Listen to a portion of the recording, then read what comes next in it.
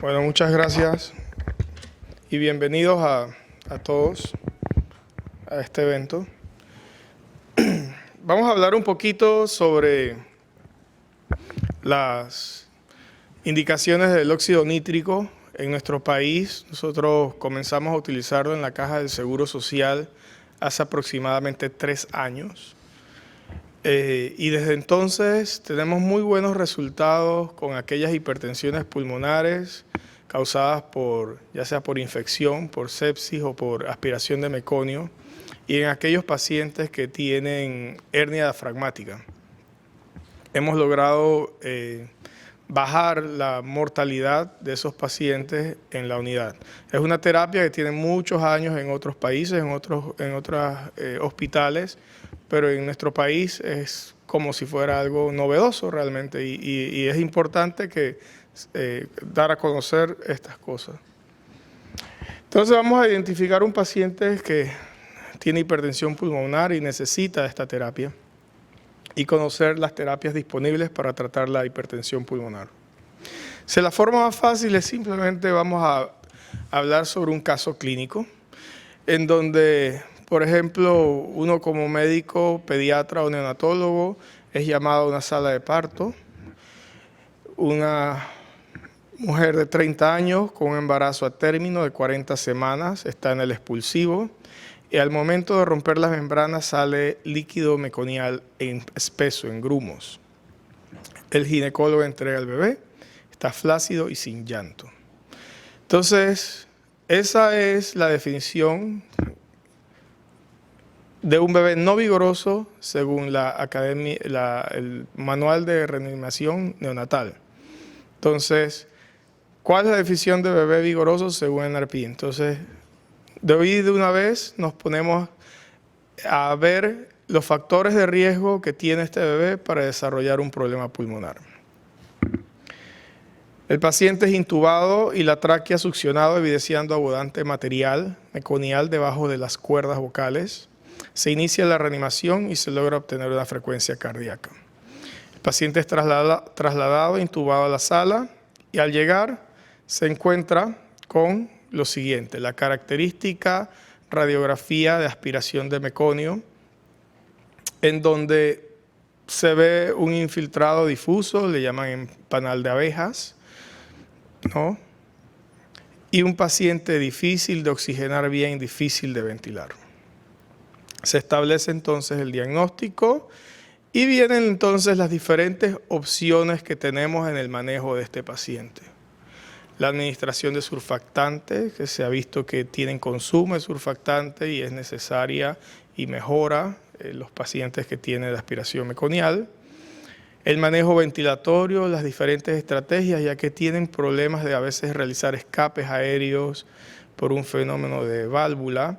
Y entonces estos pacientes a veces se benefician también de colocarlos en otros modos ventilatorios o en el uso del ventilador de alta frecuencia. Y definitivamente el paciente tiene el riesgo más elevado, aparte de escapes, de desarrollar la hipertensión pulmonar. Clínicamente, lo que vamos a tener es una saturación preductal y postductal con una diferencia. Entonces el paciente está en 100% de oxígeno y vemos una diferencia entre las saturaciones preductales y postductales y está muy lábil. Uno lo toca o hace ruido en la unidad y el paciente se desatura fácilmente.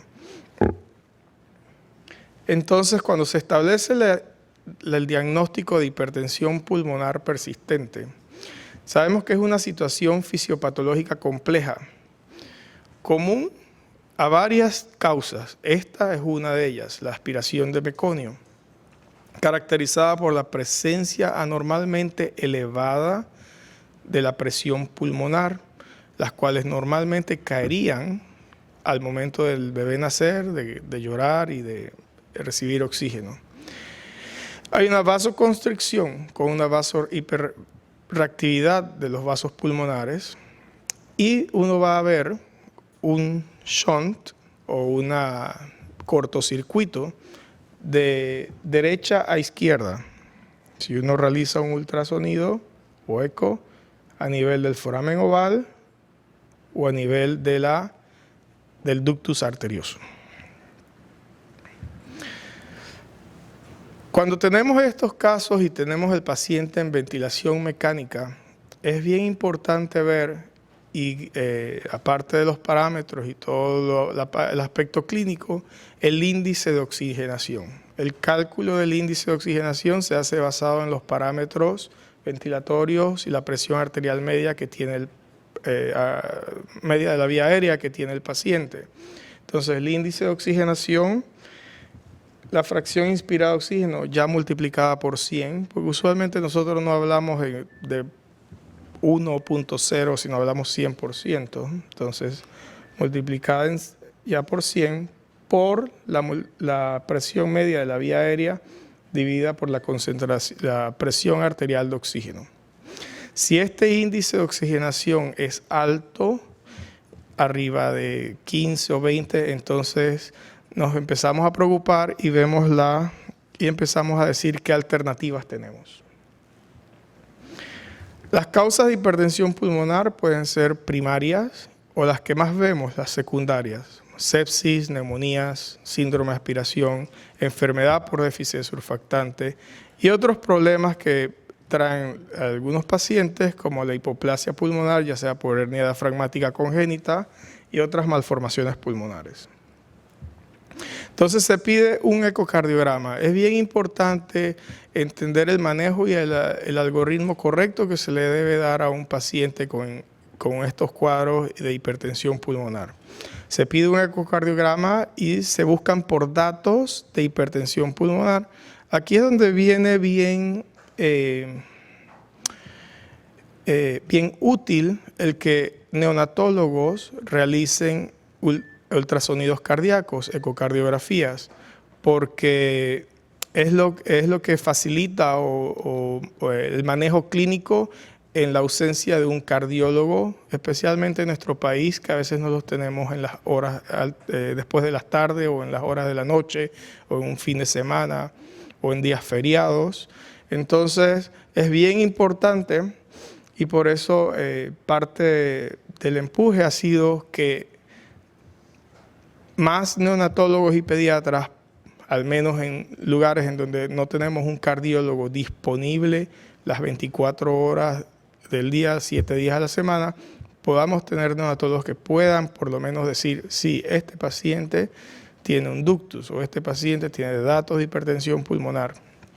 Eso es parte de lo que se llama la ecocardiografía funcional neonatal.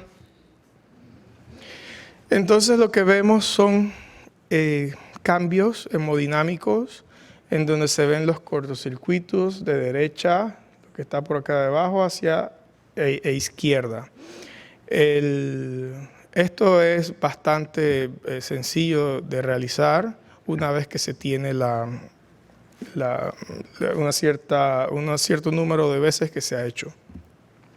Se mide también, y lo más importante para ver la hipertensión pulmonar y la severidad, ya que el mismo ultrasonido trae los programas de cálculo, uno simplemente busca ver si hay una regurgitación a nivel de la tricúspide. Se ve como un jet azul que sale hacia arriba y entonces eso se mide. Y por una ecuación modificada de un principio de Bernoulli, que es un principio sobre los flujos y las velocidades de flujo a nivel laminar, entonces podemos medir. Y el aparato nos dice, mira, sí hay datos de hipertensión pulmonar y podemos ver si es sistémica, subsistémica, suprasistémica. Igual vemos a nivel del ductus otra imagen en donde vemos flujos bidireccionales. Entonces, ¿cuáles son las alternativas al manejo con hipertensión pulmonar? Hay el manejo farmacológico también, nivel respiratorio. Tenemos, por ejemplo, el uso de la alta frecuencia. Se puede inicialmente intentar mejorar, aumentar la presión media de la vía aérea con un ventilador que en teoría causaría menos daño que un convencional. Pero normalmente, si la hipertensión pulmonar está establecida, necesitamos entonces el uso de óxido nítrico inhalado, que es la mejor forma de vasodilatar a nivel pulmonar. Entonces, una vez que se tiene índices de oxigenación elevados por arriba de 20 o cercanos al 20, realmente debemos de una vez ir a la terapia de óxido nítrico inhalado. Aquí en nuestro país tenemos y usamos otras terapias y que han sido en estudios observacionales, se han visto, como el uso de milrinone, que es un inhibidor de la fosfodiesterasa 3, que es uno de los que degrada el GMP cíclico y el AMP cíclico, perdón. Y el sildenafil, que es uno de los que degrada la fosfodiesterasa 5, ¿no? Que inactiva la fosfodiesterasa 5 y degrada y evita la degradación por la fosfodiesterasa 5 del GMP cíclico. Las indicaciones de la terapia de óxido nítrico en nuestra unidad, y es importante para aquellos que están en otros hospitales y necesitan referirnos pacientes, es que nosotros estamos ofreciendo la terapia a aquellos pacientes mayores de 34 semanas. Y la razón es porque los estudios en aquellos más prematuros, al menos de rutina, no se ha demostrado una mayor ventaja. Pero en cada caso individualizado se podrá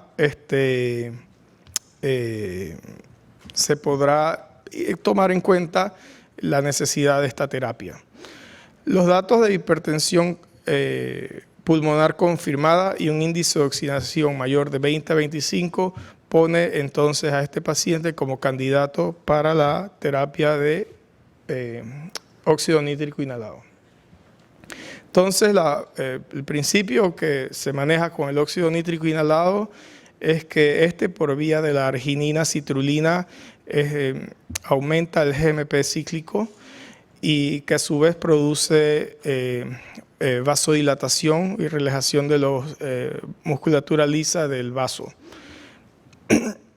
Ese es el modo más directo y el mejor modo en realidad de producir vasodilatación pulmonar y tratar la hipertensión pulmonar. Pero tenemos otros medicamentos que podemos usar, como los inhibidores de la fosfodiesterasa. La fosfodiesterasa es lo que viene a degradar el GMP cíclico, que es el que produce vasodilatación. El sildenafil es uno de esos medicamentos. En Panamá lo tenemos tanto intravenoso como por vía oral, y en el seguro lo tenemos intravenoso. Nada más que se usa más en adultos, y en neonatología nos ha sido bien difícil poder conseguirlo, ¿no? No sé por qué, pero son de esas cosas que uno se pregunta por qué un grupo sí y otros no. Tenemos otras terapias inhibidores de los receptores endoteliales, como el Bosentan, que eso realmente no lo tenemos en Panamá, pero son otras medidas farmacológicas. El milrinone, que afecta el AMP cíclico y es un inhibidor de la fosfodiesterasa 3, también lo hemos usado, y de hecho ese era, como quien dice, nuestra alternativa panameña a lo que llamábamos óxido nítrico inhalado o al ECMO, ¿no? Tratábamos de hacer una vasodilatación farmacológica. Bueno, más a nivel endotelial, cómo es que se da el estímulo para producir óxido nítrico y aumentar el GMP cíclico que termine en vasodilatación, y por qué las fosfodiesterasas, los inhibidores de la fosfodiesterasa, al evitar la degradación, producen una mayor vasodilatación. Entonces, como decía, el protocolo de nuestro hospital, criterios para inicio, mayor a 34 semanas, datos de hipertensión pulmonar confirmados por eco, índice de oxigenación mayor de 20, y lo que nosotros queremos es mantener a este bebé con una saturación arriba del 92%. Estudios han demostrado que aquellos bebés que no responden bien usualmente tienen saturaciones más bajas y les va peor. Pero antes del inicio de la terapia de óxido nítrico tenemos que tomar en cuenta ciertas cosas que tenemos que optimizar. Hay desde el punto de vista respiratorio, tenemos que realmente hacer una optimización de los parámetros ventilatorios, tratar de hacer un reclutamiento alveolar antes de caer en una terapia, porque no en pocas ocasiones hemos visto que están colocando la terapia de óxido nítrico y los parámetros ventilatorios realmente o están mal puestos o ni siquiera están optimizados como debiera ser. Entonces siempre es bueno tratar de optimizar lo más que se pueda los parámetros respiratorios o el ventilador. El objetivo son los que tenemos ahí. Entonces siempre hay que hacer, y es bien importante, hacer un plan respiratorio. Y eso aplica para todos los pacientes en general, pero mucho más importante para los pacientes con hipertensión pulmonar, tener objetivos claros y un plan respiratorio claro. A nivel hemodinámico, igualmente, sabemos que usamos inotrópicos para mejorar la contractibilidad cardíaca y poder mantener un buen gasto, pero tenemos que tener en cuenta los objetivos. No en raras ocasiones tenemos presiones arteriales medias en 60, 65, a veces cuando están con los inotrópicos están como en 80 o 90, y aún así los llenamos de mucho dopamina o dobutamina. Entonces hay que tener en cuenta que realmente si se tiene un buen plan y un manejo hemodinámico correcto, a veces se necesita o muy poco o nada de eso. A nivel hematológico, por el asunto del contenido de oxígeno, en donde la hemoglobina es la que forma la parte más importante porque es la que transporta el oxígeno, es bueno y al menos es una práctica mantener hematocritos, algunos dicen arriba de 35, otros dicen arriba de 40, o los cardiólogos siempre les gusta mantenerlo arriba de entre 40 o 45, y cada institución tiene su valor hematológico que le gustaría. Lo que sí es cierto es que hay que evitar tener anemia, porque la hemoglobina es lo que mejor va a transportar el oxígeno y es una intervención que se puede hacer fácilmente y produce un beneficio. A nivel bioquímico sabemos que el magnesio produce mejor vasodilatación pulmonar. Entonces siempre hay que chequear a nivel de los electrolitos los niveles de magnesio cuando se tiene hipertensión pulmonar severa. En las instituciones anteriores donde he trabajado siempre se buscaba optimizar el magnesio por arriba de 2.5. A nivel nutricional, si vieron el óxido nítrico por vía de la arginina citrulina, es que viene como quien dice, a producirse. Entonces, a nivel nutricional, la arginina es un gran vasodilatador. Es un vasodilatador a nivel mesentérico y a nivel pulmonar. Entonces, la nutrición es bien importante. Antes se tenía el concepto, por algún motivo, al menos aquí en Panamá se tenía el concepto de que un paciente muy grave no le poníamos nutrición. Pero en realidad al paciente grave es el que mejor nutrición debe tener. Y la nutrición más óptima es optimizando las proteínas. Sí se ha visto que, por ejemplo, el uso de lípidos como el intralipid, que es un lípido básicamente de soya, ese sí es un producto inflamatorio. Entonces ese producto sí se ha visto que puede empeorar un problema pulmonar severo como la hipertensión pulmonar. Pero nosotros en Panamá, al menos a nivel del Seguro Social, ya no usamos el intralipid, sino que usamos el SMOF lipid, el cual tiene una mezcla de aceites de oliva, de pescado y todo esto que da más omega 3, que son más antiinflamatorios, y con eso nosotros los seguimos alimentando y realmente no tenemos que estar bajando las dosis de lípidos en la nutrición parenteral. Bueno, a nivel metabólico deben evitar todas las hipohiperglicemias, se debe mantener un paciente normotérmico, al menos que el paciente tenga una encefalopatía hipóxico-isquémica, en donde ya se tendría que poner una terapia de hipotermia corporal total. Evitar la hipertermia, la cual igual la hipertermia es deleteria para el paciente y más en esta condición. Y neurológicamente realmente muy pocos ya, antes se paralizaba bastante, ya no se paraliza tanto, pero a veces sí es necesario sedarlos, especialmente si están en alta frecuencia. Y como decíamos, nosotros no ofrecemos el uso en prematuros, al menos de rutina.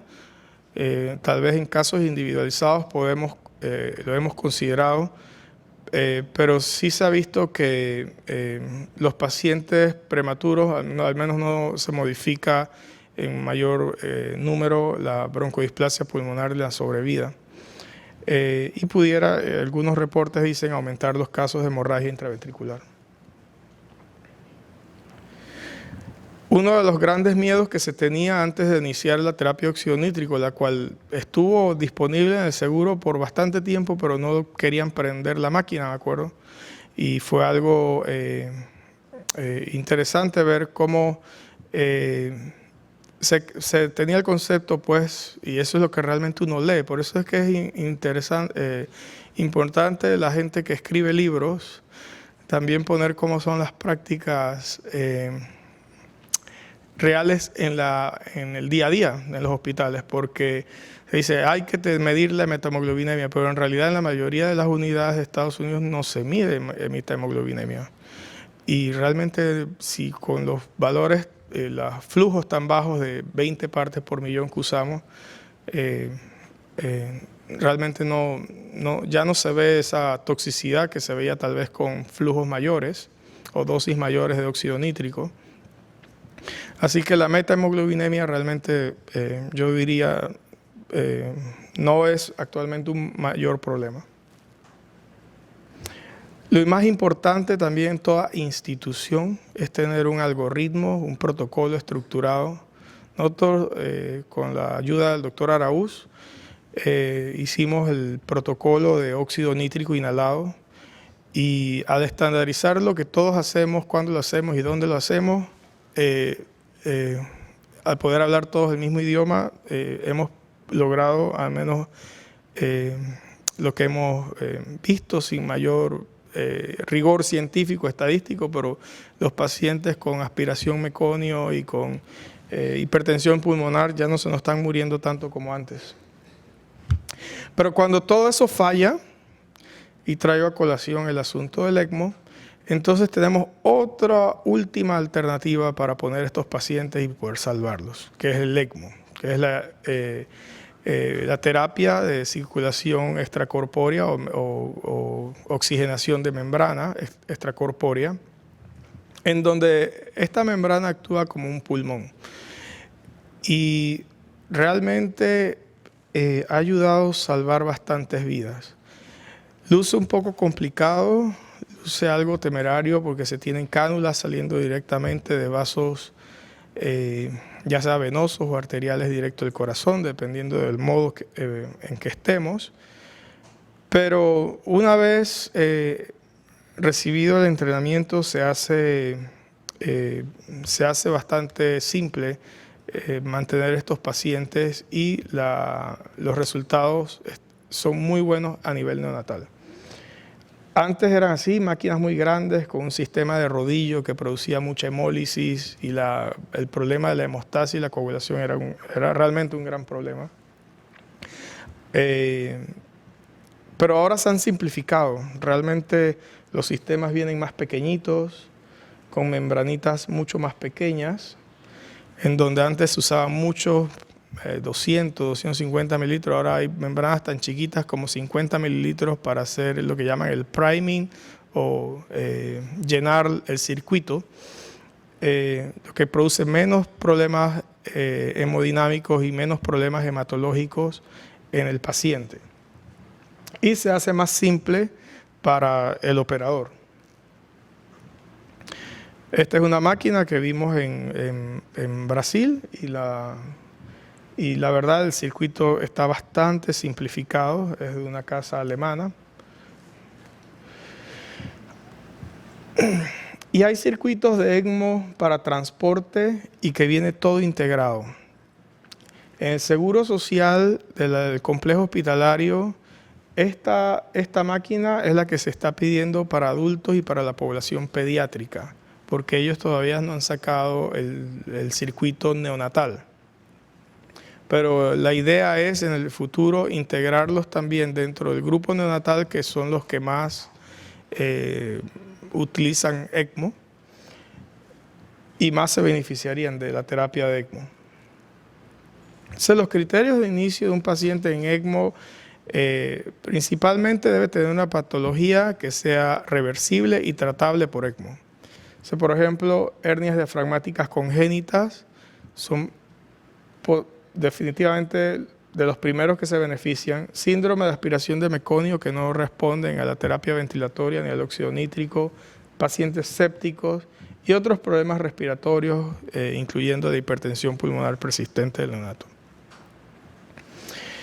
Tiene una limitante que no se usa en bebés menores de 2 kilos. Algunos centros lo usan de 1.800 gramos y la edad gestacional solamente hasta pretérminos tardíos de mayores de 34 semanas. Y la razón es porque los menores de 32 semanas, por la inmadurez de la matriz germinal, tienen mayor riesgo a hacer hemorragias cerebrales. Entonces, igual hay una limitante técnica, que es el uso de las cánulas. Todavía no hay una cánula lo suficientemente pequeña para ponerle a un bebé menor de 1.800 gramos. Si uno busca en todos los libros, dice índice de oxigenación mayor de 40, pero la verdad la mayoría de los centros intenta ponerlo no ya cuando el último recurso y el pulmón está desbaratado y el paciente ya no puede más, sino ya cuando se ve que el paciente se le ha hecho de todo, se ha optimizado todo, está en óxido nítrico inhalado y el índice de oxigenación está mayor de 30, entonces el paciente es candidato para ECMO y se consulta al team de ECMO y entonces se prepara todo para realizar la canulación. Los estudios han demostrado que hay una mortalidad 16 veces mayor si el índice de oxigenación es mayor a 33. Diferentes terapias que han probado beneficio, otras con potencial beneficio y otras que no sabemos. Algunos todavía pensarán, bueno, vamos a hacer alcalosis. Realmente ya debiéramos abandonar ese pensamiento y lo que debemos empujar a nuestros hospitales es para tener todo lo que necesitamos tener para hacer las cosas bien. Dependiendo de qué tan severidad, las distintas terapias y modos que podemos hacer. Esto es más que todo un slide para adultos, pero aplica para neonatos. Los tipos de ECMO, el venovenoso o venoarterial. Realmente en neonatos el que más se hace es venovenoso, porque usualmente son problemas respiratorios y no se necesita mucha asistencia cardíaca.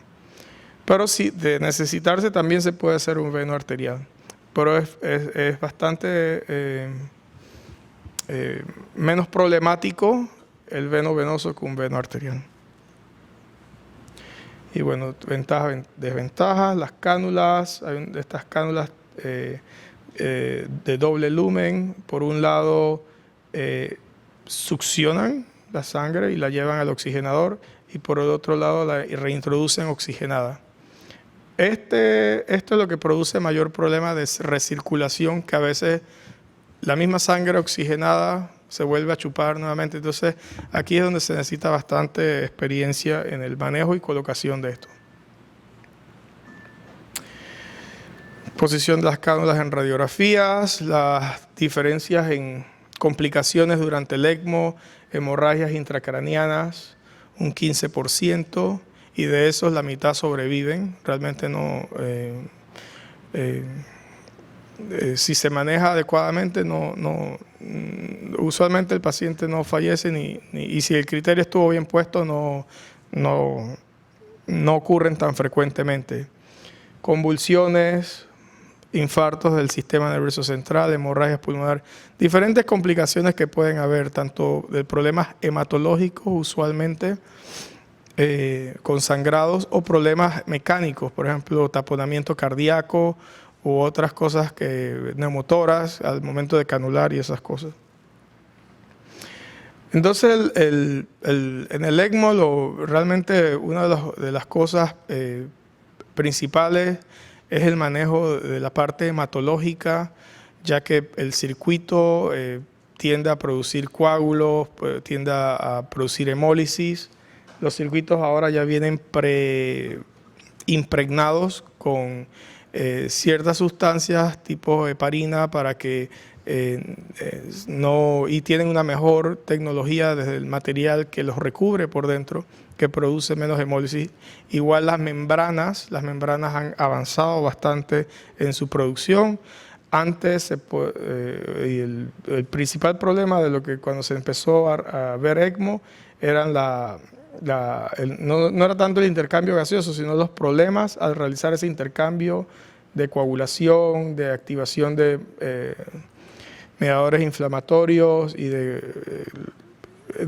lo que se llama microburbujas de Schwann, que era lo que mataba al paciente. Pero con los nuevos oxigenadores, esto ya realmente no es tan problemático, y se hacen corridas de ECMO de hasta de un mes y medio se han hecho, aunque usualmente se hacen corridas más cortas.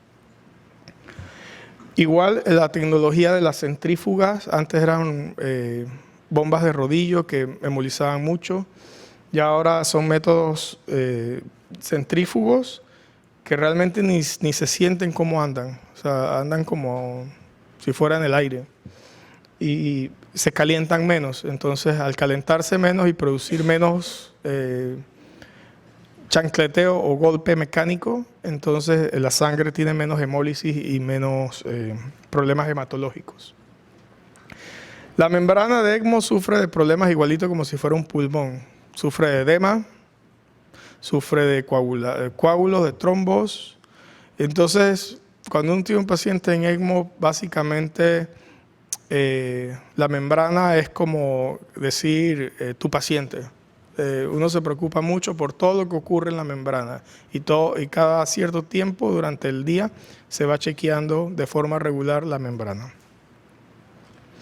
El monitoreo es bien importante. Hay el NIRS, o el monitoreo de saturación regional a nivel cerebral. Esta tecnología la contamos en el Seguro Social ya, y la hemos utilizado algunas veces en nuestros neonatos más graves. ¿Por qué es importante? Y esta es parte de la educación. ¿Por qué es importante la educación? La terapia de ECMO, los primeros pininos de lo que todavía no se definía como ECMO, probablemente empezaron en los años 40 o 50.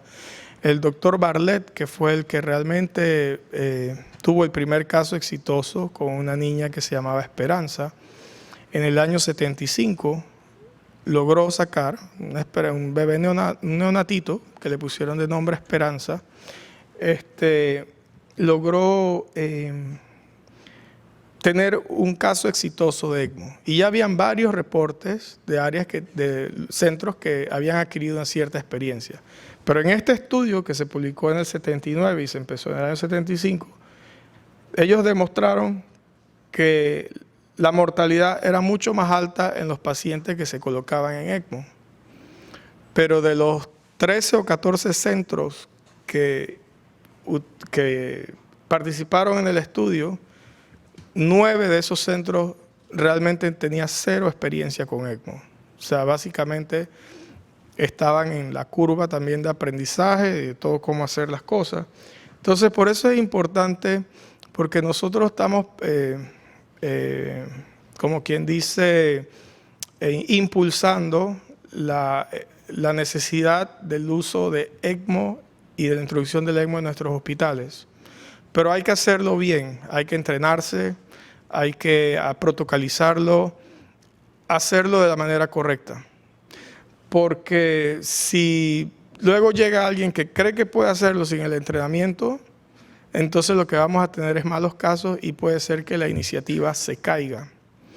Entonces, esto atrasó por 10 años la introducción de la terapia de ECMO de manera regular y rutinaria en muchos centros de manera masiva. Entonces, por eso es bien importante, cada vez que se introduce una técnica nueva, entrenarse y entenderse bien y protocolizar las distintas instituciones.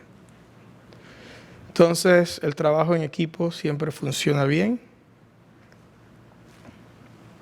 Esta es la niña que cuando era un neonatito, era de origen mexicano, todavía está viva. Y aquí es cuando está grande, creo que en ese momento tenía 35 años. Para los escépticos que todavía creen que ECMO no salva vidas, la mayoría de las corridas de ECMO, este es el registro de los que reportan hacia la ELSO, que es la institución o el organismo internacional que lleva el registro de cuántas corridas de ECMO se hacen, de los pacientes que se ponen, la sobrevida y todo eso. Y ellos tienen ciertos criterios para incluir a las instituciones. La inmensa mayoría es a nivel neonatal. Alrededor de casi unos 28,000 pacientes, al menos eso fue en el 2015, de los cuales el 84% sobreviven. Eso es sin importar lo que lo llevó a colocación de ECMO, ¿no? O a nivel respiratorio, perdón, pero sin importar el tipo, hay diferentes causas de falla respiratoria. Es decir, una sobrevida muy alta, 84%. A nivel cardíaco, 60%. Y ahora algunos están haciendo lo que se llama reanimación utilizando ECMO. Pacientes que llegan o hacen paro a nivel de, ya sea una cuidado intensivo o en el cuarto de urgencia y es una patología reversible, los colocan en ECMO. En adulto ha tenido gran resultado y se llama reanimación cardiopulmonar por ECMO.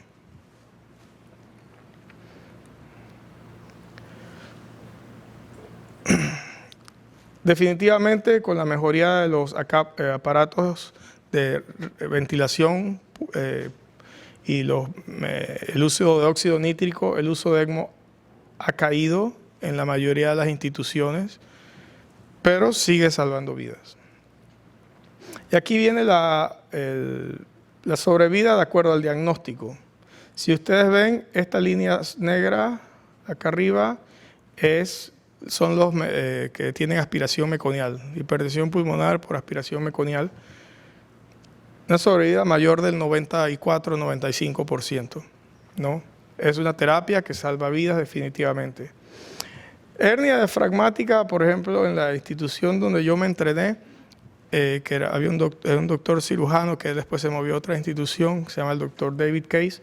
Él tenía resultados de hernia diafragmática tan buenos como sobrevidas mayor al 95%. Y ahí se hacían 3 o 4 corridas por mes solamente de hernia diafragmática en ECMO. Definitivamente la aspiración de meconio es muy exitosa, la colocación de ECMO en esos pacientes cuando lo requieren. Hernia diafragmática, mitad y mitad, pero realmente depende de cada institución. Hay instituciones que tienen mayor del 90%.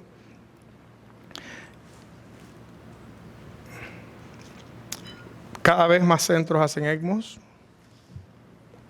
Y entonces, como conclusión, la hipertensión pulmonar es una patología poco frecuente, pero severa en el neonato.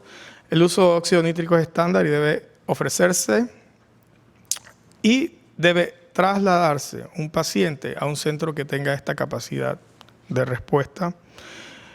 La tenemos disponible, al menos el óxido nítrico, desde hace 3 años de uso rutinario en nuestro hospital del Seguro Social. Y estamos en conversación y negociación para instaurar el programa de ECMO también en el Seguro Social. Así que pronto es algo que también tendremos disponible. Y creo que la formación de grupos, como esto es algo bien infrecuente, sería bueno tener una cosa colaborativa con aquellos también del Hospital del Niño, para que no sean, como somos un país tan pequeño, se necesita una cierta casuística para poder ser buenos. Y sería ideal poder colaborar. Gracias.